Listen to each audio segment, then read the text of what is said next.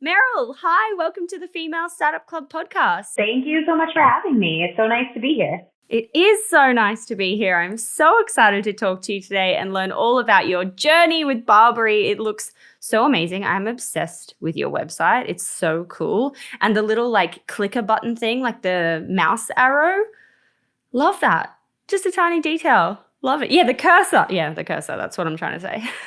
For anyone who might not know who you are yet or what your brand is, could you give us a little bit of an introduction to Barbari and you? My name is Meryl Montgomery. I'm the CEO and co-founder of Barbari. We're a botanical brand for a mild high. That's what we like to say. We make a series of products, but our cornerstone products are smokable botanical herbal blends. These are effect-based herbal blends. They're made with things like rose, lavender, raspberry leaves, and they're intended to be mixed with your own dose of cannabis or smoked on their own. But when you mix it with cannabis, you can not only control the type of high that you feel, but also how high you get. So we're all about helping people feel really empowered with their cannabis use, safe to really experiment with that and customize that experience for them. We then also have our line of CBD pre-rolls, which are our botanical blends mixed with CBD. And we have a line of THC pre-rolls that are available in Oregon and Massachusetts. Wow, very cool. Sounds very exciting. I'm so excited to dig into how this actually works from a marketing perspective and the kinds of, I imagine challenges that you faced building this brand and kind of having that marketing aspect covered. But before we get into that, I'd love to go back to the very beginning, to what was getting you excited about this brand and building this as a business and your kind of origin founder story. The brand was started with myself and my co-founder, Valerie Sakota. She and I are actually longtime friends. We've been friends since college, so we've now known each other for, over 14 years now. And she, in college, really was using these different smoking botanicals. She would go to a local clinic and find different types of herbs and start mixing them in with her pre-rolls. That's really where it started. Is she was, she's a curious mind, and she just started noticing that depending on which herbs she smoked with her weed really impacted the type of high that she would feel. And, like me, we would use cannabis in college. We would smoke before class. We both had, very liberal fine arts degrees. And so we were able to lean on sort of the creative exploration that cannabis really invites and use that to our advantage in our studies. And she really was able to kind of micro-engineer that experience with these different smoking botanicals. What I had just covered was sort of the origin of the smoking blends and my co-founder and how she really was the one that started using this in college. Fast forward then, we graduate, we each build our careers. I moved to New York and I spent about 10 years working in digital advertising and content strategy for various e-commerce and CPG brands. And she really got her experience working on project management and brand design and different brand work for an agency here in Portland. So we were catching up over drinks one day in 2016. Cannabis had just been recreationally legalized here in Oregon. She said that, she had this idea for a product, for a brand, and the idea was a low dose pre-roll. Something that you could smoke the whole pre-roll and not worry about getting too stoned, and mixing in those different smoking blends that she had used in college as a way of really customizing that experience. And the brand scene in cannabis in 2016, especially here in Oregon, was very, still sort of what we call our pre-legalization days, right? So it was very, weed was literally selling itself, so you didn't need to brand it. And so there was not that need to really come in. And so she had this idea of feeling like every time she went into a dispensary or purchased weed or had that experience, she didn't feel seen as a customer. And I could really understand that. There was sort of I prefer low dose, and feeling very shunned by the, who was selling that, feeling like they didn't really kind of understand that experience and how how we like to use cannabis in small doses sort of throughout various periods of our day, like I do with my cup of coffee.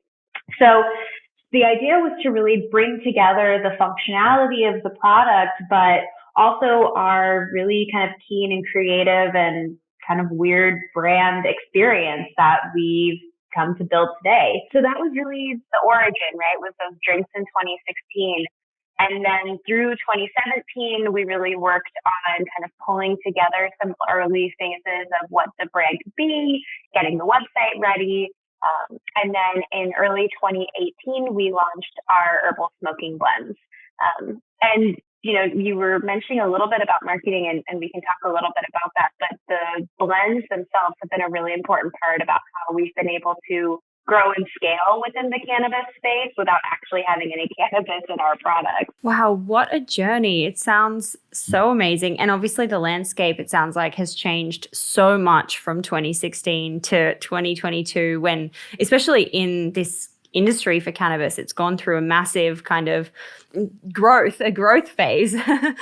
I'd love to talk more about those kind of early days pre-launch, to talk about what you were doing, especially when it comes to the money piece. Like, how much money did you need to put in to get this brand together? Were you kind of, doing this at home? Were you finding a manufacturer to help you? What was the kind of like pre-launch phase? Valerie and I really bootstrapped this business from the day one.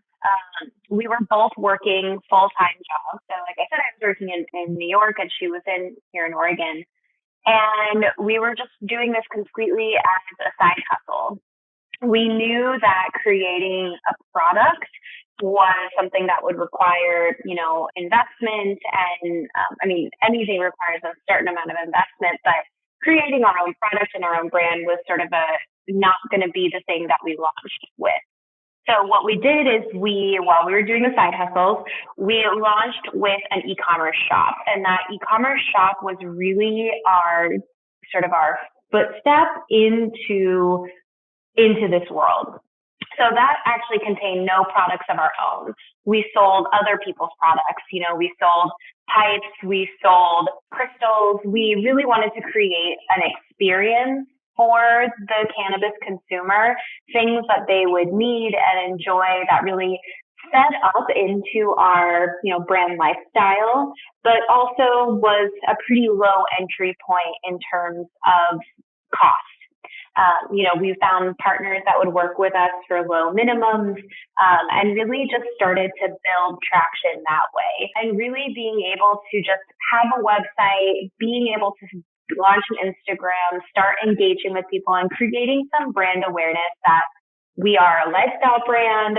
We're for people who like to consume cannabis in smaller doses, or maybe, throughout the day, or in the evening, like really with a specific goal. So, having that really just a launch pad, a place to really congregate around. And while we were starting to, build some sales from that and starting to kind of build some brand recognition there, in the back end, we were working on our product development the whole time. So we would do, product testing in Valerie's house. And in fact, for our first year and a half, we were making all of the herbal blends in Valerie's kitchen. We were doing all of the herb prep at her house. And, all of the order fulfillment would actually happen out of my house. It was a lot. It was a lot of doing a lot of things all at once. But all within our own houses. Classic entrepreneurial side hustle starter story. Oh my gosh, I love it. We, as I said, we were each working side, our full-time job. I got to a point where, I've been able to save some money, and that savings account was really important to me as a founder to be able to have the confidence to start this thing. I'm a pretty singularly focused person. Although I can do many things at once, to be an entrepreneur, to be a founder, you need passion, and that passion has to be sustainable. And so for me, I really needed to be able to block out the stresses of being able to fully be present in my 9-to-5 job and be able to be just full-time Barbari, to be able to get the company just out there and get the energy and the momentum really going. And so I picked a number for a savings account, what I think I would need to get to be able to feel comfortable quitting my job. And so once I hit that number, I came from a tech startup space, so I had very supportive bosses that were, excited for me to sort of take that entrepreneurial step like they had also taken. So, I had the full support of my community. But at that point, I was living in New York. And so I quit my job in New York and I moved from New York to my hometown of Portland, Oregon, and was just sort of living in my mom's best friend's basement for 6 months while we were really getting this going. But it took the full support of of my partner, old employers, and of Valerie, my co-founder, to really be able to take that leap. And I think that having that supportive community that hadn't been for even one of those sort of three main components, I don't think we would have sort of made it past those first 6 months. Yeah. Wow. Yeah. Community, I think, is so important when you're going through this journey of like all these hard things, all these things that you're learning to do for the first time. You're trying to figure it out. It's stressful. You've obviously gone through a lot of change, having to move. Community is so key in that kind of early phase. Well, in any phase, I guess, of entrepreneurship, but especially in the early beginning. I'd love to talk a little bit about how you were kind of starting to build your community and get the word out there, specifically when it came to marketing Barbari. Again, it was sort of that outreach, which is why I really needed to be focused on the company. So there was at the time, a lot of new kind of social groups forming around cannabis. Now they're sort of kind of like hybrid influencer content creators, publishers. But this one group that we connected with is called High Herstory. They're still around today, and they were making little videos that was kind of like drunk history, but instead of it being drunk, they were high. And instead of it being history on different like men's stories, it was specifically focused on women's history. So it was hilarious. It was they're still to this day one of the funniest group of people I know. And so they were launching their sort of season of their High Herstory episodes. And so I connected with them, and they were hosting a launch event in New York and invited us to sort of launch our product, our Herbal One product, at their after party. It was on 4/20 on 4/20 in 2018. And it was in this beautiful penthouse, and a couple of celebrities came, which was really cool. And we basically did what we still do today, which are these herbal spliff rolling bars. So we had all of our botanicals out. We had a variety of weed that you could choose from. We had a menu that you could choose from, and we would hand roll different herbal spliffs. So a mix of our botanicals with weed for different people. And that was really our launch event. And from that event, we were able to, meet with some people, get a lot of great content, and just start networking. I think that was really an important piece for our business in those early years was networking. And it takes a lot of energy out of you. And I feel like even now, post-pandemic, my appetite for networking has gone way down, but back then it was vital. And really being able to get the word out about our brand and being able to show our faces, have a product to be able to talk about, being able to give out samples. And, when people see our enthusiasm and our commitment and how we talk about the product, they then become excited about the product. And it was really, activating them as brand ambassadors for us. And so that networking was so important in terms of just getting us meetings, getting us opportunities, and really just kind of putting us out there. That was really how we first started to grow. Sounds amazing. That sounds so cool as an event strategy. Is that something you rolled out ongoing to kind of start building momentum, these pre-rolling events? Yeah, absolutely. And we still, to this day, they're our most sort of successful brand activation. And in fact, we've got one later this month. So people love them. I mean, it's a way of really being able it's like anything. You can smell the product, see the product, really hear about it from the brand, the benefits that it can provide. So having sort of that an event, but making it really customized to your brand and sort of tactile. That tactile and stickiness of it was something that, we have done many different pop-ups and many different types of events, and our rolling bar is almost always one that has the longest line for it.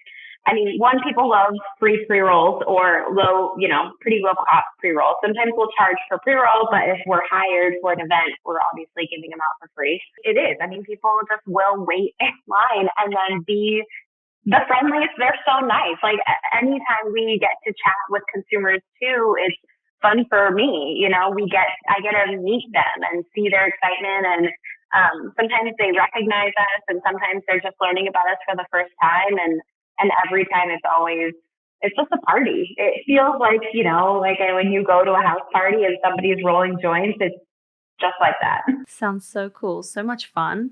Kind of reminds me of when you go to an event and they have the like piercing, like ear piercing bars. It's like always the coolest thing. And people are really, it's so experiential because it's kind of different. And I mean, now those piercing like bar things at events are more seen, but especially when it first started, it's like this new exciting thing that people are like, yeah, I will line up for that because it's different. So this is 2018. You have that launch event. What else are you doing to kind of like get the word out there? Obviously, highly regulated space. It's 2018, so it's pre this kind of like growth phase that it's been through as in the cannabis industry. What else are you doing? Is it content online? Is it just events? Like, what else are you doing? There's a few different approaches that we took. Because we launched with our signature product line, our herbal blends, we always intended for you to smoke them. But the botanicals themselves are all organic, food grade herbs, and they taste really good when you drink them as tea. So when we first launched, we sort of marketed them as smokable tea. And this way of just being able to position it as tea sort of helped us coast over some of those regulatory concerns that come along with ingestibles. It would have that kind of multifunctional way. Kind of like if you think about it like a speakeasy, right? Like there was the grocery store in front, and then if you knew the code, you could get into the back where all the liquor was. For our product on the shelf, it looked like tea, but if you knew the brand and sort of knew where to look, you could see like, oh, I can actually smoke this, and oh, it's intended to be mixed with weed. And that was really, I mean, now we actually have our own CBD. We've sort of from that use, but our product is still, to this day, we get customers all the time saying that, especially our airplane mode product, which is our more relaxing herbal blend, that they have a cup of that tea every night before bed to really help them wind down at night. So it is a very functional purpose, and having a product that is functional is, very important. That is kind of the key cornerstone of any product, is how is it fulfilling a purpose in your customer's life. And so being able to really provide that function is a very important thing for any product.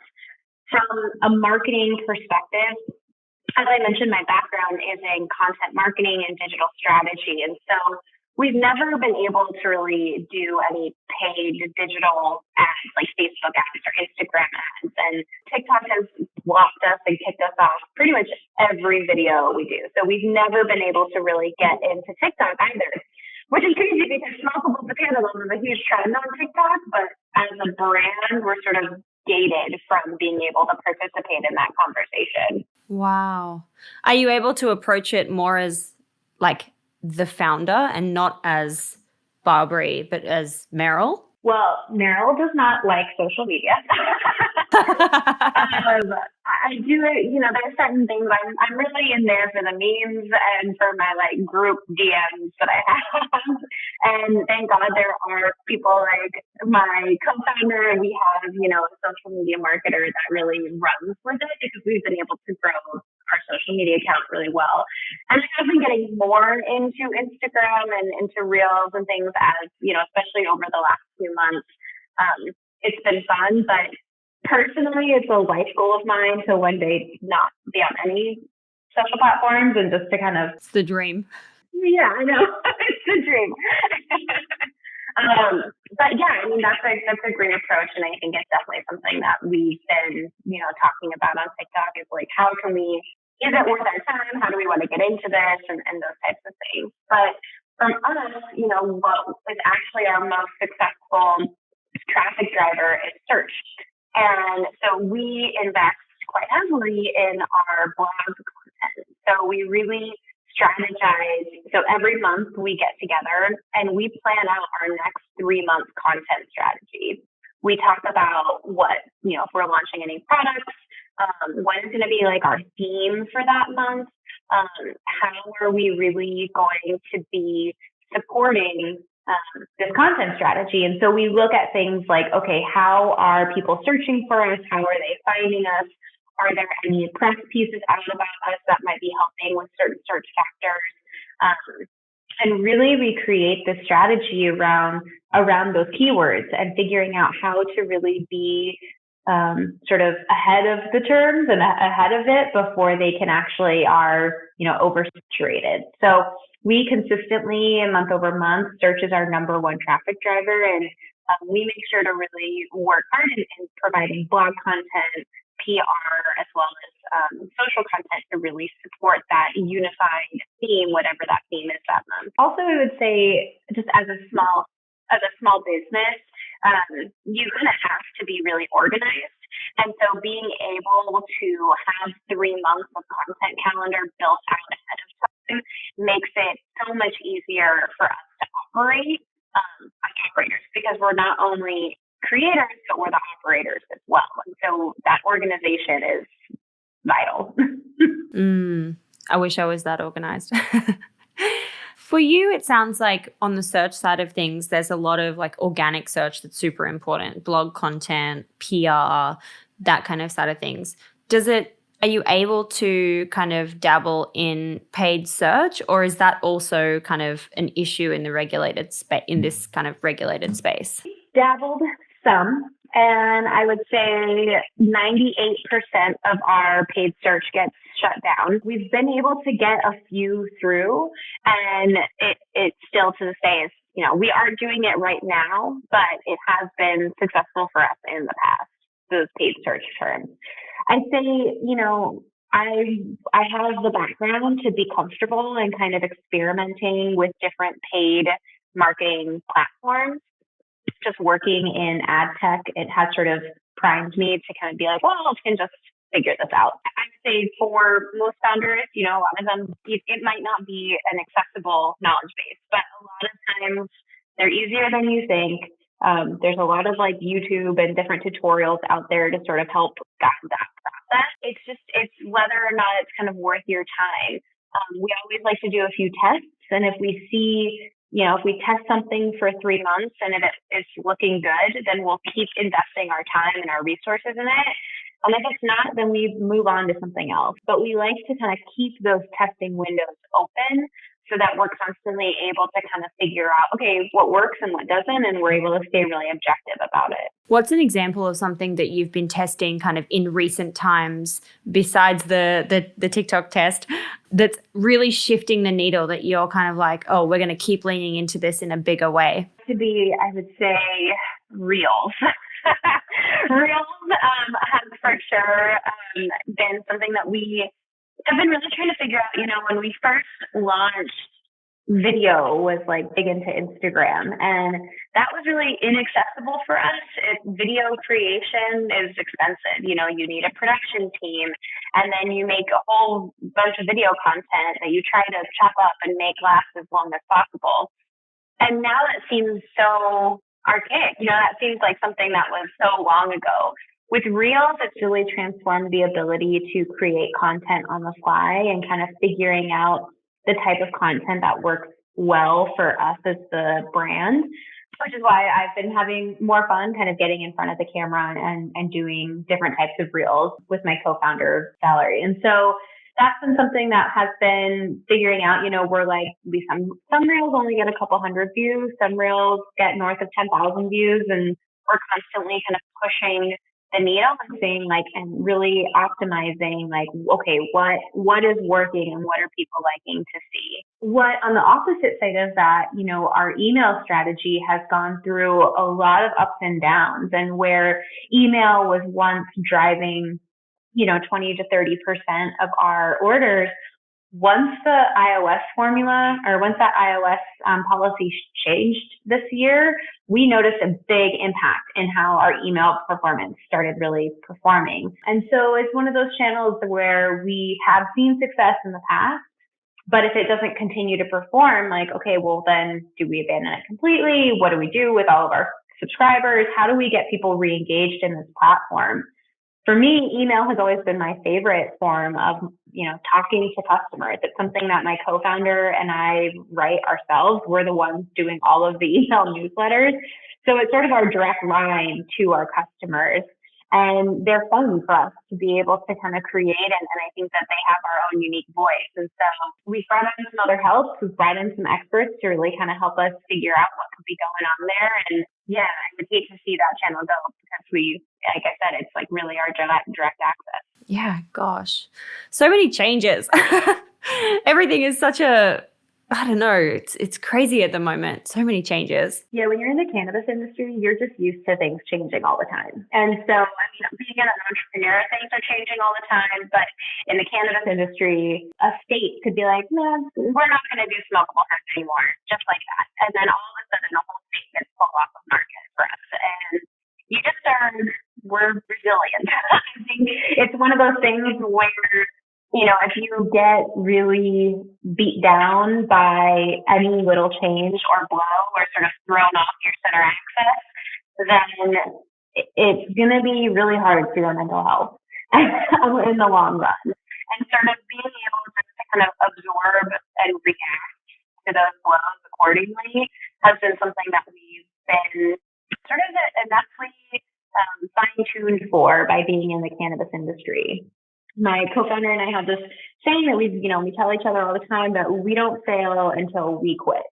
And so whenever we tap out, that'll be the end. But as long as she and I are still at the core and are still there to act, then we're still winning and we're still out there and still growing.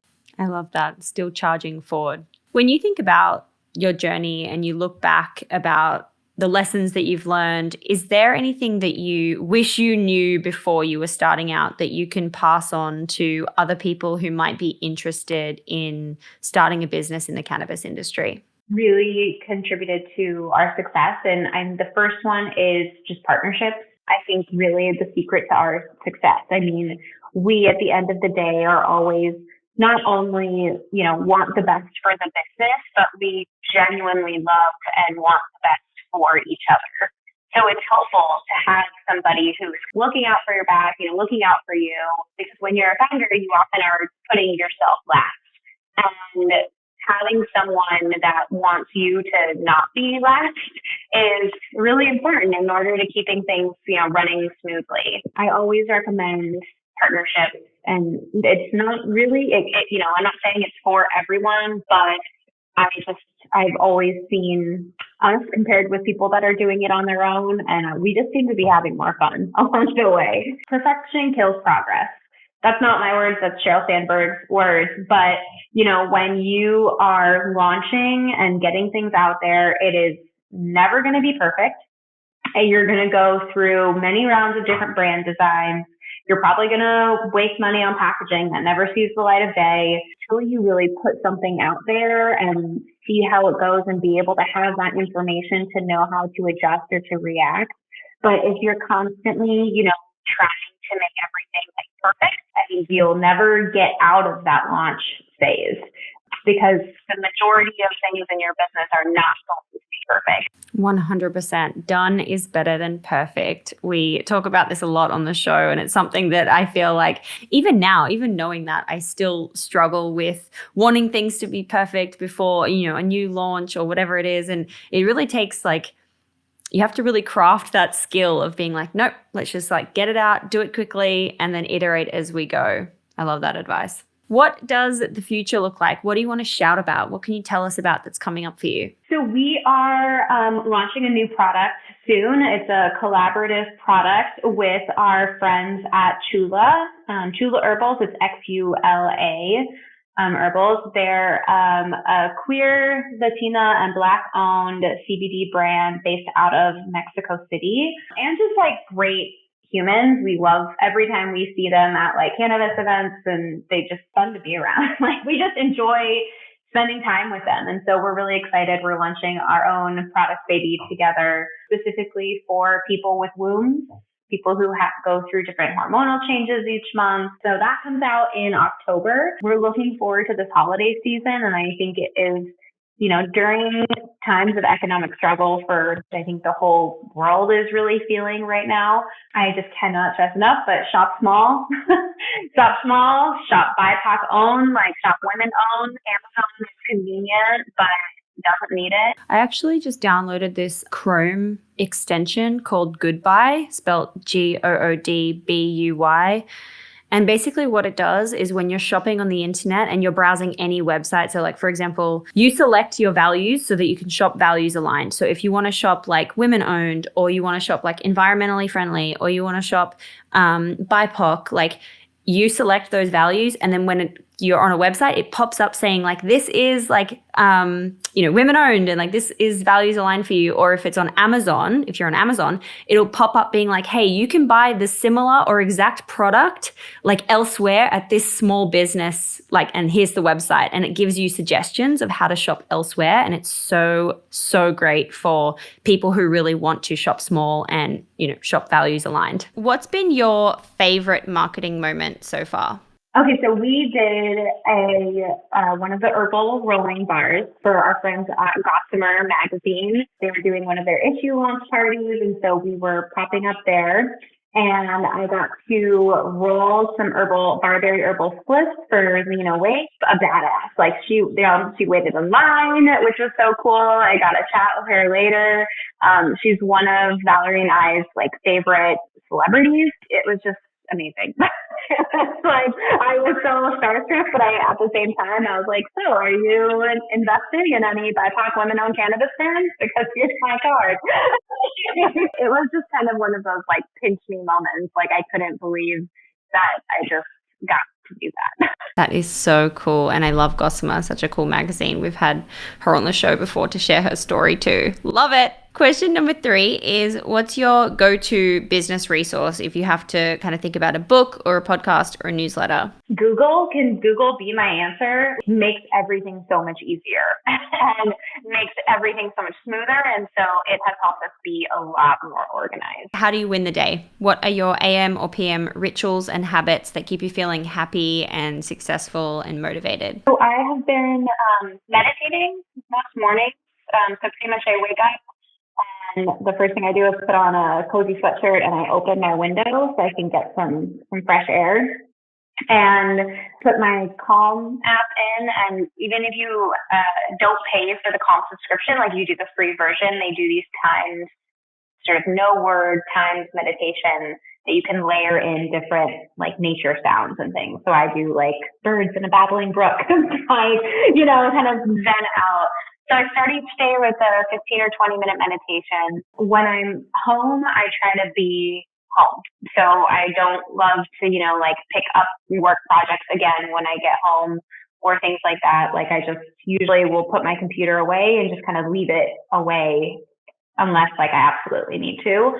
I love cooking. Cooking is sort of it's very zen to me. Like I could just grate garlic and chop onions and grate ginger forever and just be completely happy and blissed out. So cooking is a really big part of my self-care routine. I also think, just feeding, like nourishing yourself is an important piece of my sort of mental health and my balance. And then finally, swimming has been a really important piece as well. I typically go swimming. Usually, I've been trying to go at least 2 to 3 times a week. How many laps I do, and I don't count. And that is apparently very unusual for swimmers, but I just get in the pool and I just kind of go for it. And it's like one of the few times, unless I'm meditating, that my mind is just completely empty. And I just am in that moment. I'm thinking about my breath.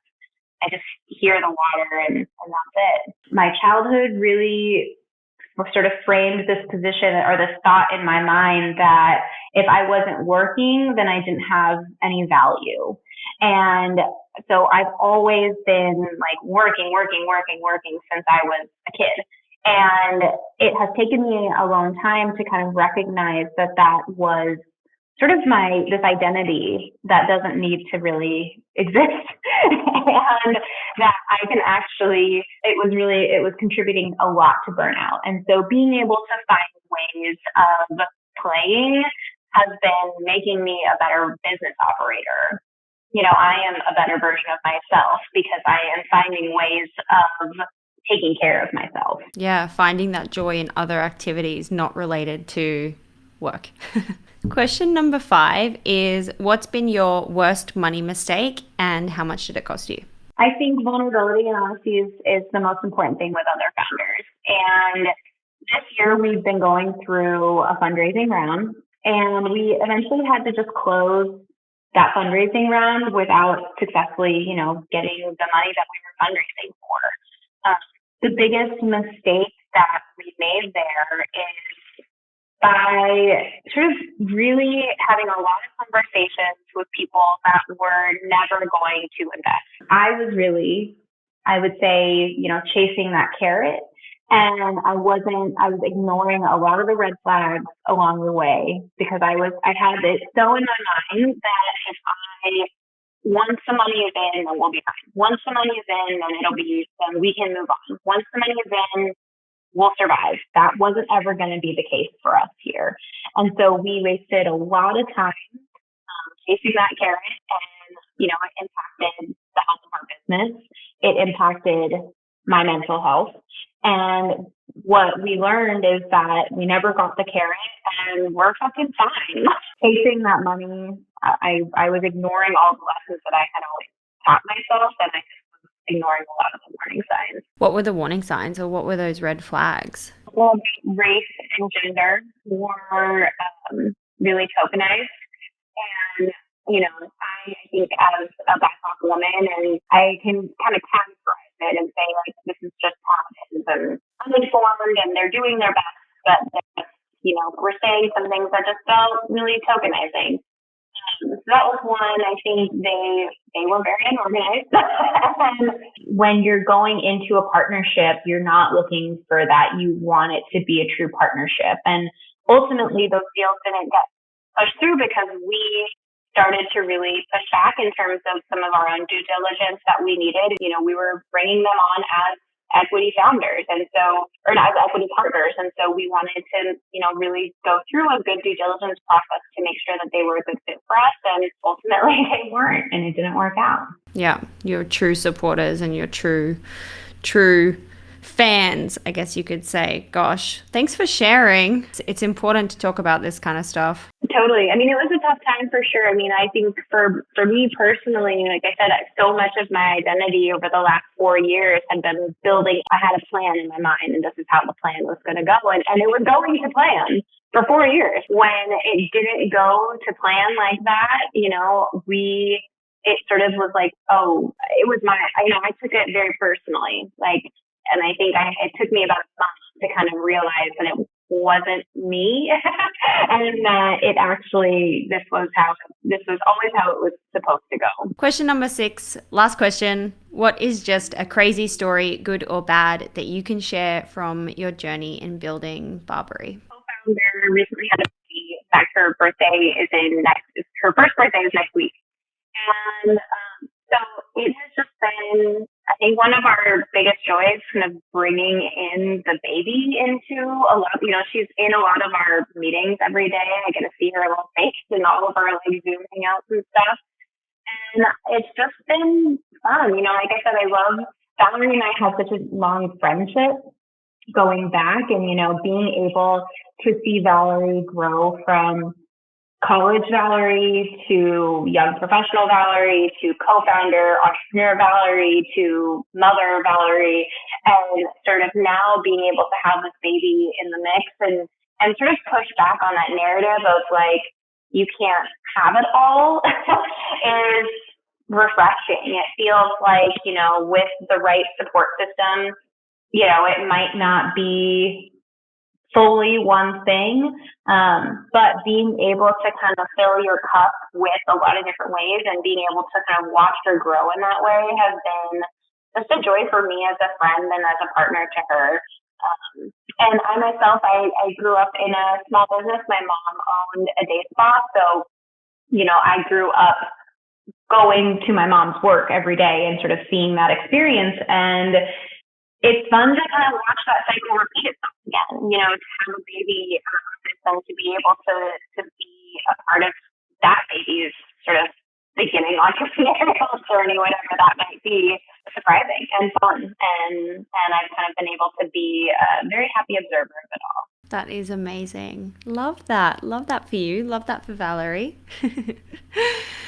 Meryl, thank you so much for taking the time to come on the show today and share your journey in building Barbari. I'm so excited to watch this next stage for you guys, and I'm cheering for you in October when you launch the new product.